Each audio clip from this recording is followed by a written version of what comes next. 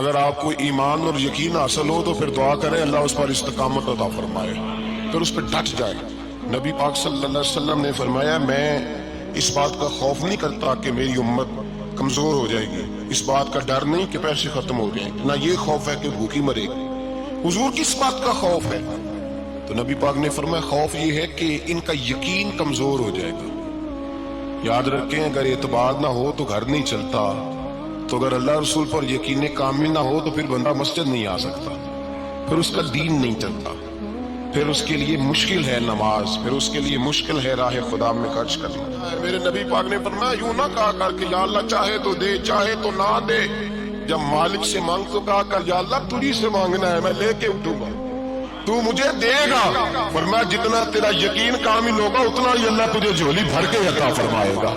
کمزور سا مسلمان، لڑکھڑاتا سا مسلمان دیکھتا ہوں کرتا ہوں، اور یہ بھی نہ دیکھا کریں بھائی ایمان یقین کو استقامت کے درجے پہ لیں، یہ نہ دیکھا کریں کہ وہ کیسے دے گا، وہ کسی وسیلے کا محتاج نہیں ہے، وسیلے کو پسند کرتا ہے، پر وسیلے کا محتاج وہ بغیر وسیلے کے بھی دے دیتا ہے۔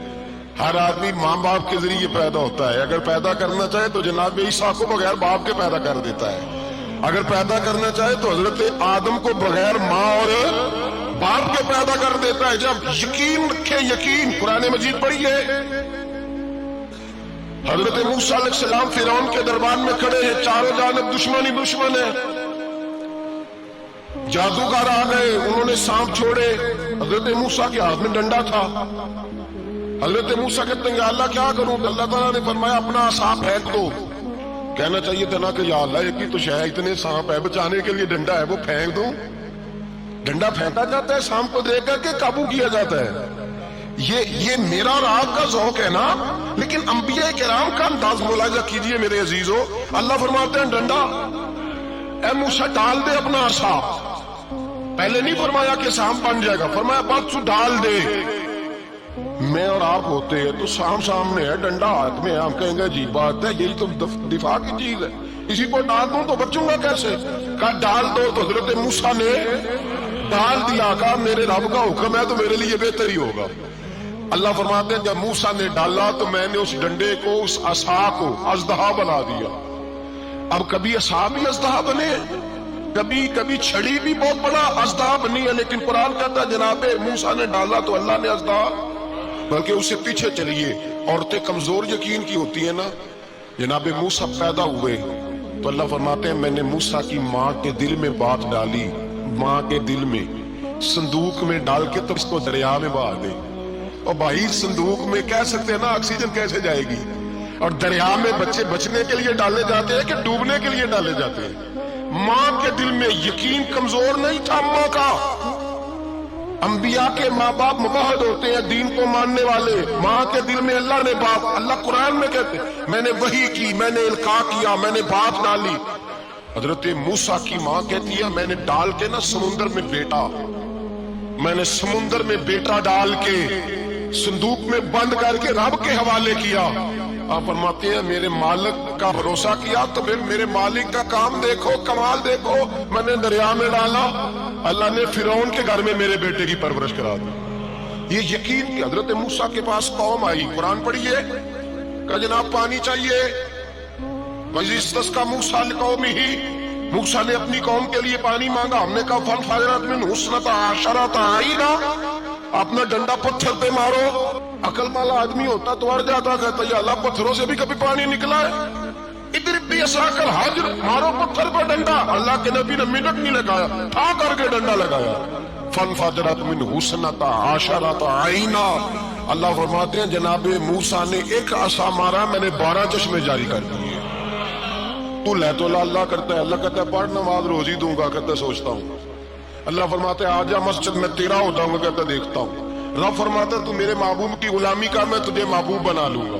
تو کہتا ہے تھوڑا بڑا ہو کے داڑھی رکھنی ہے، ابھی سیانا ہو کے میں ذرا سرٹیفکیٹ لے لوں اسرائیل سے کہ کتنے سالوں کے بعد آئیں گے، پھر شروع کروں گا۔ پروگرام بنا رہا ہے، ابھی تو ارادے میں ہے۔ اللہ کے پیغمبر کا ڈنڈا، اور اس سے زیادہ آگے بات ہو گئی، پیچھے فوج لگی ہوئی ہے فرعون کی، مجمع ہے، ہزاروں لاکھوں کا لشکر لے کے، تلواریں نیزے، فرعون پیچھے، آگے دریا آ گیا۔ حضرت موسیٰ علیہ السلام کھڑے ہیں، اب کدھر جائیں؟ اللہ پاک نے فرمایا مارو ڈنڈا۔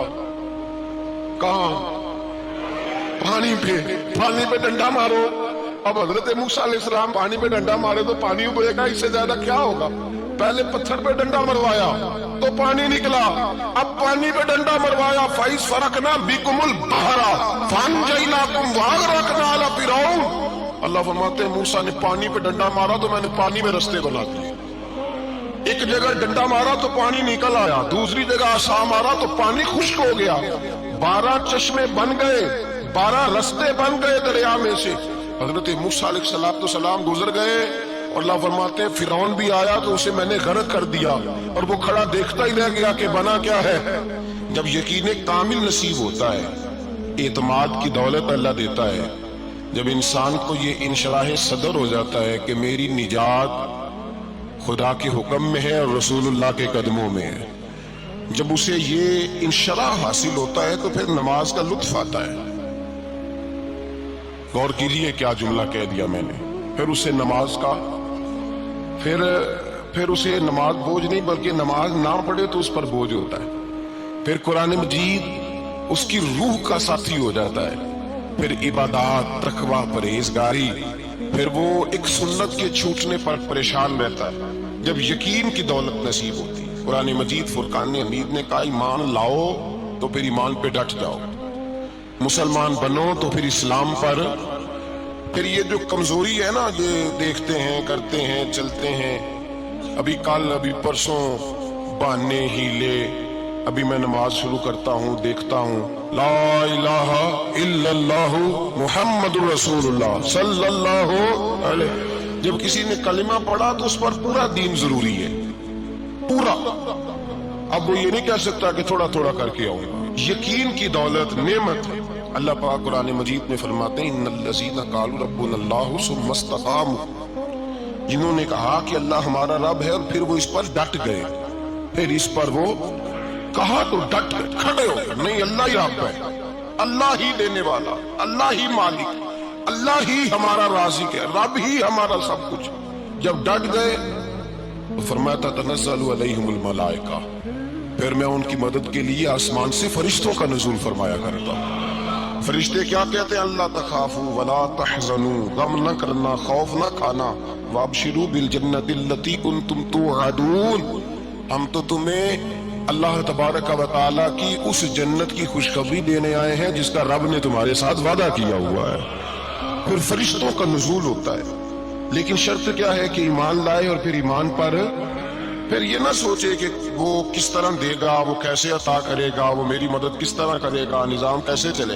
ڈٹ جائے کہیں میرے اللہ کا حکم ہے تو میں نے حلال ہی کھانا ہے، میرے رب کا حکم ہے تو میں نے تھوڑے پہ ہی گزارا کرنا ہے، میرے مالک کا حکم ہے تو میں نے اپنی جیب دیکھنی ہے، دوسرے کی نہیں دیکھنی، میرے رب کا حکم ہے تو میں نے اس کی اطاعت میں رہنا۔ جب ڈٹ جائے گا اللہ کے احکامات پر، جب ڈٹ جائے گا تو اللہ فرماتا ہے پھر میں تیری مدد کے لیے فرشتوں کا نزول کروں گا۔ نبی پاک صلی اللہ علیہ وسلم نے فرمایا 2 دولتیں اگر کسی کو اللہ دے دے تو سمجھے اللہ نے اسے دنیا کی سب سے زیادہ دولت عطا فرما دی۔ یا رسول اللہ وہ کون کون سی چیزیں ہیں؟ فرمایا ایک جس شخص کو اللہ نے معاف کرنے کی دولت عطا کر دی، جو معاف کرنے لگ گیا، جس کی طبیعت میں درگزر آ گیا، جو معاف کرنے لگا، غلطیاں معاف کرنے لگا، جس کو ایک دولت یہ مل گئی، اور دوسرا میرے مصطفیٰ نے فرمایا جسے اللہ نے یقین کی دولت عطا فرما دی۔ جس کو یہ 2 دولتیں مل جائیں، درگزر کرنا، دوسرا رب رسول پہ یقین کامل رکھنا، اسے کائنات کی ہر شے مل گئی۔ میرے نبی پاک نے فرمایا جب بھی دعا مانگو خدا سے یہ 2 نعمتیں مانگا کرو، عرض کیا کرو اے اللہ درگزر کی دولت عطا فرما، اے اللہ تو ہمیں یقین کی دولت عطا فرما، ایمان کی قوت اور پختگی نصیب فرما۔ میرے بھائی حضور نے فرمایا مانگ کے لو۔ کمزور ایمان والا شخص کسی کام کا نہیں ہوتا۔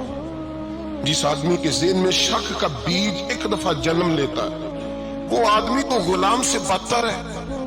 بے کیف سجدہ، روٹھی روٹھی سی عبادت، اس کی زندگی کیفیات سے خالی ہے۔